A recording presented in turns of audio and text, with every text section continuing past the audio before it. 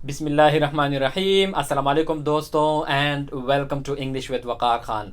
हमने English grammar का course शुरू किया हुआ है और अभी हम पार्ट्स ऑफ स्पीच पढ़ रहे हैं। इससे पहले हम पार्ट नंबर 6 तक ऑलरेडी कर चुके हैं। आज का लेसन है हमारा पार्ट नंबर 7 और इसमें हम रिफ्लेक्सिव प्रोनाउंस और एम्फेटिक प्रोनाउंस पढ़ेंगे। तो आइए लेसन शुरू करते हैं। रिफ्लेक्सिव प्रोनाउंस की डेफिनीशन ये है कि reflexive pronouns refer back to a person.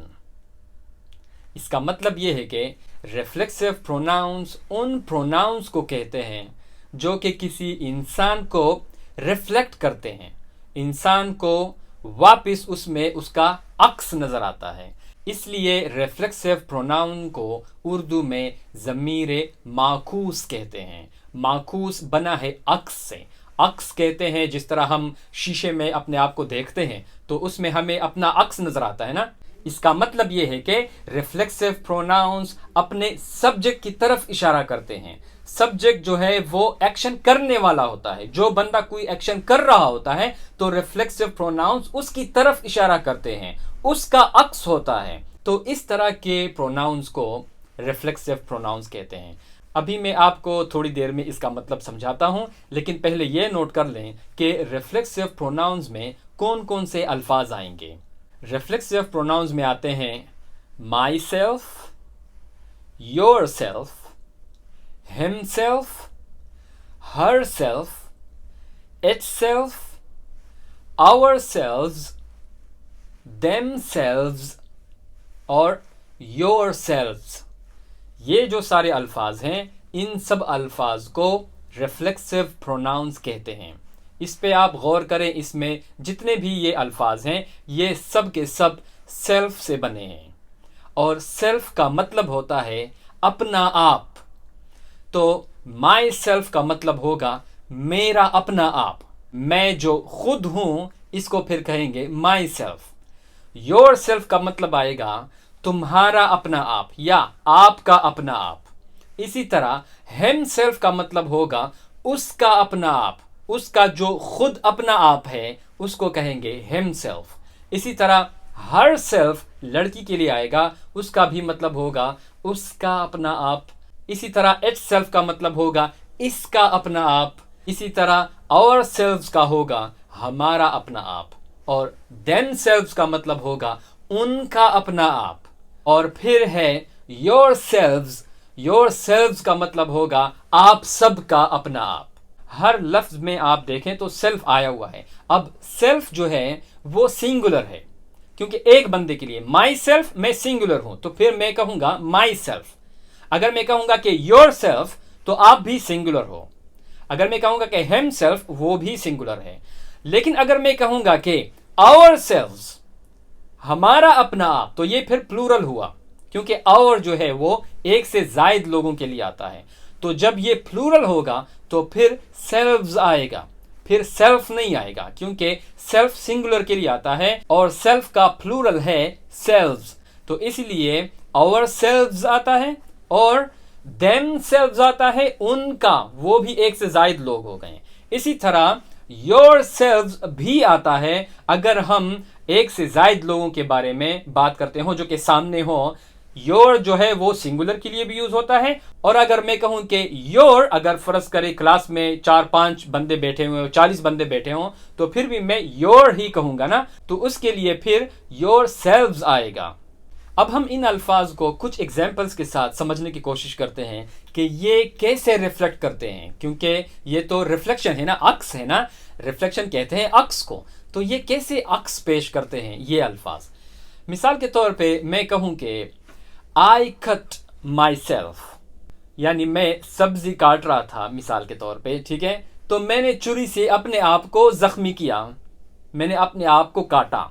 तो मैं कहूंगा कि आई कट माई सेल्फ, मैंने अपने आप को काटा। तो यहां पर आप देखें ये एक जो है सब्जेक्ट इसमें वो है आई, और फिर इसमें देखें इसमें ऑब्जेक्ट है और वो है माई सेल्फ। तो यहां पर सब्जेक्ट मैं हूं और माई सेल्फ जो है वो मेरा अक्स है, वो भी मैं हूं, मेरा अक्स है। तो इसी तरह जो रिफ्लेक्सिव प्रोनाउंस होते हैं वो रिफ्लेक्ट बैक करते हैं, वो जो सब्जेक्ट होता है, जो नाउन होता है, उसको रिफ्लेक्ट करता है, उसका अक्स होता है। अब यहां पर 2-3 बातें बहुत अहम है, ठीक है, इनको लाजिमन अपने जहन में रखें।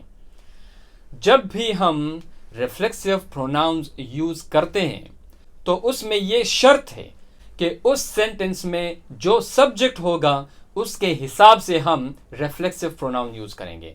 जैसा कि मैंने अभी आपको एग्जांपल दी कि आई कट माई सेल्फ, तो जब मैं आई कहूंगा, मैं अपनी बात करूंगा, तो फिर उधर माई सेल्फ आएगा। मैं ये नहीं कह सकता कि आई कट हिमसेल्फ, मैंने उसका अपना आप काटा, ठीक है। अब देखें, ये सेंटेंस ही गलत है, उसकी मानी ही गलत है। तो ये बात बहुत अहम है कि जब भी हम माई सेल्फ और योर सेल्फ, इसमें जो भी अल्फाज यूज करेंगे वो सब्जेक्ट के साथ मैच करेंगे, सब्जेक्ट के हिसाब से लगाएंगे। तो अभी ये जो एग्जाम्पल मैंने दिया है आपको कि आई कट माई सेल्फ, इसमें ये देखें कि ये जो रिफ्लेक्सिव प्रोनाउन माई सेल्फ है ये ऑब्जेक्ट की जगह पर आया हुआ है। लेकिन इसके साथ साथ जो रिफ्लेक्सिव प्रोनाउंस होते हैं ये इनडायरेक्ट ऑब्जेक्ट की जगह पर भी आ सकते हैं। इनडायरेक्ट ऑब्जेक्ट उनको कहते हैं, वो डायरेक्ट किसी वर्ब का या सब्जेक्ट का ऑब्जेक्ट नहीं होता, बल्कि वो इनडायरेक्ट ऑब्जेक्ट होता है, वो सेंटेंस का जो डायरेक्ट ऑब्जेक्ट होता है उससे असर लेता है। तो उधर भी ये रिफ्लेक्सिव प्रोनाउंस इस्तेमाल हो सकते हैं। मिसाल के तौर पे अगर यही एग्जाम्पल जो मैंने अभी आपको दिया है, इसको मैं अगर बड़ा करूं और मैं कहूं कि I cut my self when I was making dinner last night, इसका मतलब यह है कि पिछली रात को जब मैं डिनर बना रहा था तो मैंने अपने आप को काटा था। अब यहां पर आप देखें, इस सेंटेंस में जो डायरेक्ट ऑब्जेक्ट है वो एक क्लॉज है। इसको भी हम जब आगे इंशाल्लाह इंग्लिश ग्रामर पढ़ेंगे तो फिर मैं आपको क्लॉज भी पढ़ाऊंगा। लेकिन यहां पर सिर्फ इतना समझें कि इस सेंटेंस में जो डायरेक्ट ऑब्जेक्ट है वो है when I was making dinner last night, ये डायरेक्ट ऑब्जेक्ट है।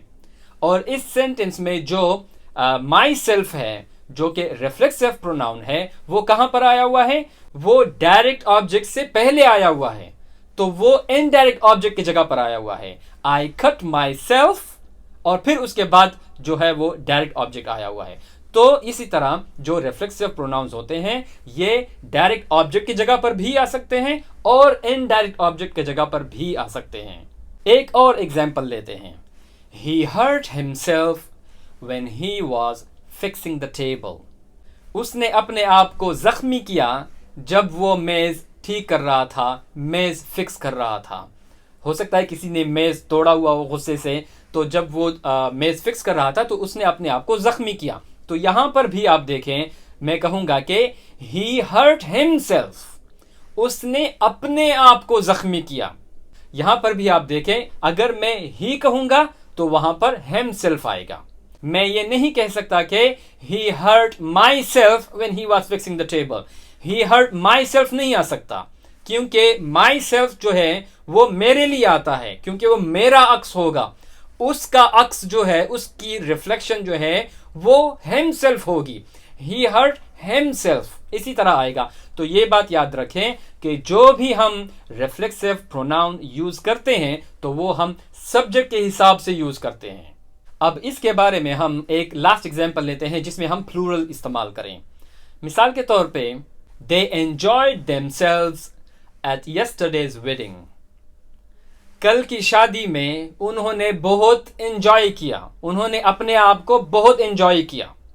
तो यहां पर भी देखें, दे आया है ना, दे एंजॉयड, तो फिर देमसेल्व्स आएगा।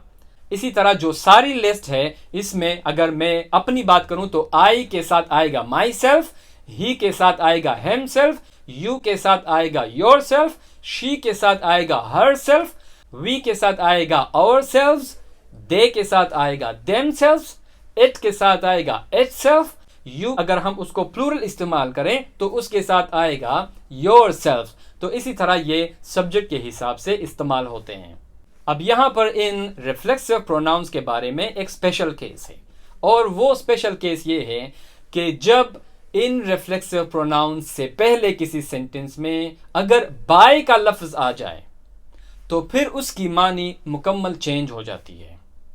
यानी by myself, by yourself, by himself, by ourself, by themselves. इसी तरह अगर बाय आ जाए तो उसकी मानी चेंज हो जाती है, उसकी मानी फिर आएगी अलोन। अलोन का मतलब है अकेला, ठीक है। अपना आप तो होगा लेकिन अकेला अपना आप। उसकी मिसाल मैं आपको देता हूं। Daniyal fixed the door by himself. Daniyal ने दरवाजा खुद फिक्स किया, ठीक है। अब ये जो सारे अल्फाज हैं, माई सेल्फ, हिम सेल्फ, जितने भी ये रिफ्लेक्सिव प्रोनाउंस हैं, इसकी मानी है खुद। लेकिन जब हम इसके साथ बाय लगाएंगे तो उसका मतलब होगा कि अकेले खुद। दानियाल ने दरवाजा अकेले खुद फिक्स किया, इसमें किसी ने उसकी मदद नहीं की, अकेले उसने फिक्स किया है। तो फिर हम कहेंगे कि Daniyal fixed the door by himself. तो यहां पर देखें, बाय हिमसेल्फ का मतलब आएगा कि उसने अकेले किया। इसी तरह एक और एग्जांपल ले लें। She read the whole book by herself. उसने पूरी किताब खुद पढ़ ली। इसका मतलब क्या है?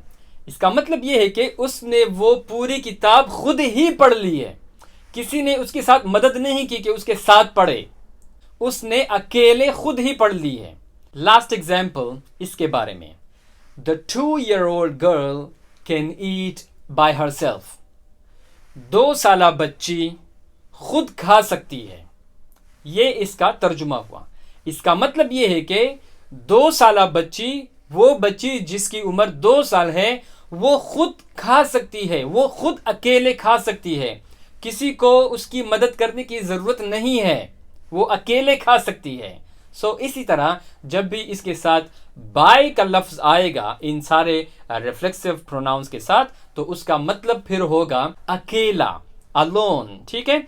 अब आते हैं हम अपने नेक्स्ट टाइप ऑफ प्रोनाउंस की तरफ, और वो हैं एम्फेटिक प्रोनाउंस। एम्फेटिक प्रोनाउंस की डेफिनेशन ये है कि an emphatic pronoun is a pronoun that is used for putting emphasis on the subject और ऑब्जेक्ट ऑफ अ सेंटेंस। इसका मतलब यह है कि एम्फेटिक प्रोनाउंस उन प्रोनाउंस को कहते हैं जो किसी सेंटेंस के सब्जेक्ट और या उसके ऑब्जेक्ट पर जोर देता है। एम्फसिस कहते हैं किसी बात पर जोर देना, किसी बात की ताकीद करना, किसी बात को शिद्दत के साथ बयान करना, ठीक है। एम्फेटिक प्रोनाउंस को इंटेंसिव प्रोनाउंस भी कहते हैं। ये इसका दूसरा नाम है, इंटेंसिव प्रोनाउंस। इंटेंसिटी कहते हैं शिद्दत को, किसी बात पर जोर देना। एम्फेटिक प्रोनाउंस को उर्दू में ज़मीरे ताकीदी कहते हैं, और वो इसलिए कि इसमें एक बात पर जोर होता है, उसमें ताकीद होती है एक बात की, तो इसलिए इनको कहते हैं ज़मीरे ताकीदी। और एम्फेटिक प्रोनाउंस में भी वही सारे अल्फाज आते हैं जो कि रिफ्लेक्सिव प्रोनाउंस में आते हैं। अल्फाज वही हैं, myself, your self, himself, herself, itself, ourselves, yourselves, themselves। ये सारे अल्फाज जो रिफ्लेक्सिव प्रोनाउंस थे, यही सारे अल्फाज एम्फेटिक प्रोनाउंस भी होते हैं। लेकिन इसमें फ़र्क सिर्फ ये है कि जब हम रिफ्लेक्सिव प्रोनाउन में यूज़ करते हैं तो उस वक्त इन पर जोर नहीं होता, लेकिन जब हम इनको एम्फेटिक प्रोनाउन में इस्तेमाल करेंगे तो फिर इन पर जोर होगा, और वो किसी के लहजे से हमें पता चलेगा कि वो जिस लहजे में बात कर रहा है उससे हमें पता चलेगा कि इस पर जोर है या नहीं है। अब मैं कुछ एग्जांपल्स आपको देता हूं तो इंशाल्लाह आपको क्लियर हो जाएगा। ये बहुत इजी है। Example number 1, the prime minister himself said that it is wrong. वजीर आजम ने, प्राइम मिनिस्टर ने खुद कहा था कि यह गलत है। अब यहां पर आप देखें, मैंने ये खुद पे जोर दिया, the prime minister himself said, ठीक है। तो यहां पर इस पे जोर है, तो इस सेंटेंस में जो हिमसेल्फ इस्तेमाल हुआ है ये असल में होगा एम्फेटिक प्रोनाउन, क्योंकि इस बात पर जोर है। Example number 2, the chief justice himself heard the case. Chief justice ने खुद केस सुना। तो यहां पर भी आप देखें, ये खुद पे मैंने कितना जोर दिया है। यही जोर जो है वो असल में है हिमसेल्फ है। The chief justice himself heard the case. तो इसी तरह इस पे भी जोर है, तो इसमें भी जो ये हिमसेल्फ है ये एम्फेटिक प्रोनाउन होगा। अब मैंने जो आपको 2 एग्जांपल्स दिए हैं, अब इन दोनों एग्जाम्पल्स में आप देखें जो एम्फेटिक प्रोनाउंस हैं वो नाउन के फौरन बाद आए हुए हैं, क्योंकि हम उस पर जोर देना चाहते हैं। The prime minister himself said, या the chief justice himself heard the case. तो इसी तरह जो एम्फेटिक प्रोनाउंस होते हैं वो ज्यादातर नाउन के फौरन बाद आते हैं, लेकिन यही एम्फेटिक प्रोनाउंस जरूरी नहीं है कि ये हमेशा सब्जेक्ट के फौरन बाद आएंगे। अमूमन ज्यादातर आता वैसे ही है, लेकिन जरूरी नहीं है। कभी कभार ये सेंटेंस में ऑब्जेक्ट की जगह पर भी आ सकते हैं। मिसाल के तौर पे अगर मैं एक सेंटेंस ऐसे पढ़ूं कि we saw the king himself, हमने बादशाह को खुद देखा, ठीक है। अब इस सेंटेंस को आप देखें, हिमसेल्फ जो है वो सेंटेंस के एंड पे आया हुआ है, ऑब्जेक्ट की जगह पर आया हुआ है, और इस सेंटेंस का मतलब क्या है?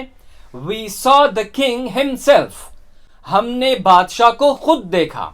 अब यहां पर यह बात भी ध्यान में रखिए, ये बहुत इंपॉर्टेंट पॉइंट है। देखिए जो रिफ्लेक्सिव प्रोनाउंस थे वो मैंने आपको बताया था कि उसमें जो रिफ्लेक्सिव प्रोनाउंस यूज होते हैं वो सब्जेक्ट के हिसाब से यूज होते हैं।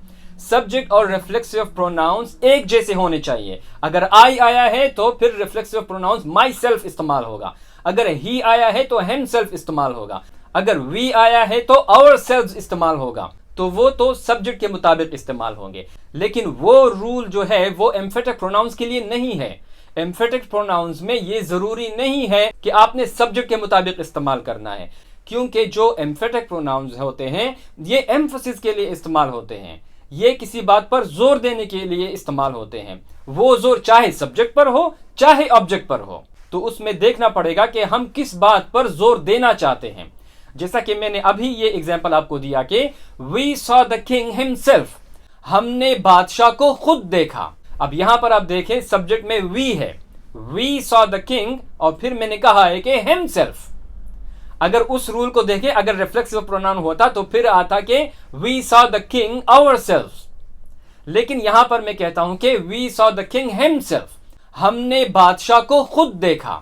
इसका मतलब यह है कि हमने बादशाह को ही देखा, हमने किसी और को नहीं देखा। हमने बादशाह को खुद देखा कि हमने बादशाह की जगह पर किसी और को नहीं देखा, वो बादशाह ही था जो हमने देखा, तो हमने बादशाह को खुद देखा। तो इसलिए मैं यहां पर हिमसेल्फ इस्तेमाल कर रहा हूं, और ये एम्फसिस जो है ये वी पर नहीं है, ये सब्जेक्ट पर नहीं है, बल्कि ये बादशाह पर है, द किंग पर है, और किंग के लिए फिर हिमसेल्फ आएगा। जैसा कि मैंने कहा था कि the prime minister himself said, इस तरह मैं कह सकता हूं ना कि द किंग हिमसेल्फ सेड। तो किंग के लिए फिर क्योंकि वो थर्ड पर्सन सिंगुलर हुआ, और उसके लिए फिर हम हिमसेल्फ इस्तेमाल करते हैं, क्योंकि बादशाह जो है वो मेल है। अगर क्वीन होती तो फिर मैं हर सेल्फ इस्तेमाल करता। तो यहां पर यह बात नोट करने वाली है कि यह बुनियादी फर्क है रिफ्लेक्सिव प्रोनाउंस में और एम्फेटिक प्रोनाउंस में, कि एम्फेटिक प्रोनाउंस में जरूरी नहीं है कि वो सब्जेक्ट को ही रिफ्लेक्ट करेगा। रिफ्लेक्सिव प्रोनाउंस में तो जरूरी था कि जो रिफ्लेक्सिव प्रोनाउन होगा वो सब्जेक्ट का अक्स होगा, वो सब्जेक्ट को रिफ्लेक्ट करेगा, वो सब्जेक्ट की तरफ वापस जाएगा। लेकिन एम्फेटिक प्रोनाउंस में जरूरी नहीं है कि वो सब्जेक्ट की तरफ जाए, जिस तरह मैंने ये अभी आपको एग्जांपल दी कि we saw the king himself. और इसके अलावा एक और फर्क है इन दोनों में, रिफ्लेक्सिव प्रोनाउंस में और एम्फेटिक प्रोनाउंस में। देखिए अगर किसी सेंटेंस में रिफ्लेक्सिव प्रोनाउन यूज हुआ है तो हम उस रिफ्लेक्सिव प्रोनाउंस को सेंटेंस से नहीं निकाल सकते, क्योंकि फिर वो जो सेंटेंस होगा वो पूरी मानी नहीं देगा, उसकी समझ ही नहीं आएगी। जैसा कि मैंने आपको रिफ्लेक्सिव प्रोनाउंस में एक एग्जांपल दिया था कि आई कट माई सेल्फ, मैंने अपने आप को काटा, ठीक है। अब इससे आप इस रिफ्लेक्सिव प्रोनाउंस को निकालें, सेंटेंस से निकालें इसको, तो क्या बचेगा? आई कट, मैंने काटा, मैंने क्या काटा? ये सेंटेंस कंप्लीट नहीं है, ये पूरी मानी नहीं दे रही, इट डजंट मेक सेंस, ठीक है। इसका कोई सर पैर पता नहीं चलता कि मैंने क्या काटा। और अगर हम इस तरह एम्फेटिक प्रोनाउन की एक एग्जांपल ले लें, जो मैंने पहले आपको एग्जांपल दिया था कि the prime minister himself said that it is wrong, वजीर आजम ने खुद कहा था कि यह गलत है। अब इससे आप एम्फेटिक प्रोनाउन को निकालें और फिर देखें कि सेंटेंस जो है वो फिर भी कोई मानी दे रहा है, डज इट मेक सेंस कि नहीं। तो अगर हम इससे ये एम्फेटिक प्रोनाउन निकालें तो क्या सेंटेंस बच जाएगा? The prime minister said that it is wrong.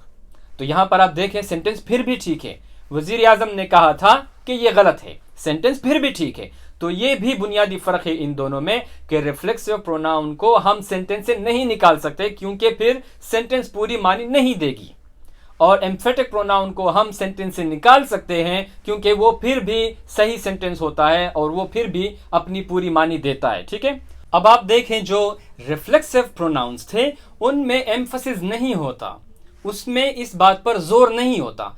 जो मैंने आपको एग्जाम्पल दिया था कि I cut my self when I was making dinner last night, मैं जब रात को खाना बना रहा था तो मैंने अपने आप को काटा था। अब आप देखें उसमें कोई जोर नहीं है, बल्कि मैं एक स्टेटमेंट दे रहा हूं, एक बात कर रहा हूं कि मैंने अपने आप को काटा था।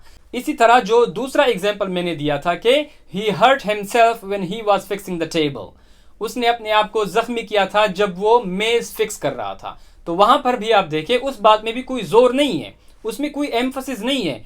लेकिन जो एम्फेटिक प्रोनाउंस होते हैं इनमें फिर उन अल्फाज पर जोर होता है, इसीलिए इनको एम्फेटिक प्रोनाउंस कहते हैं। तो ये था हमारा आज का लेसन रिफ्लेक्सिव प्रोनाउंस और एम्फेटिक प्रोनाउंस के बारे में। इंशाल्लाह अगले लेसन में हम रिलेटिव प्रोनाउंस पढ़ेंगे। जाने से पहले लाइक और शेयर करना ना भूलिए और हमारे YouTube चैनल को लाजमन सब्सक्राइब करें। अपना बहुत ख्याल रखिए। अल्लाह हाफिज।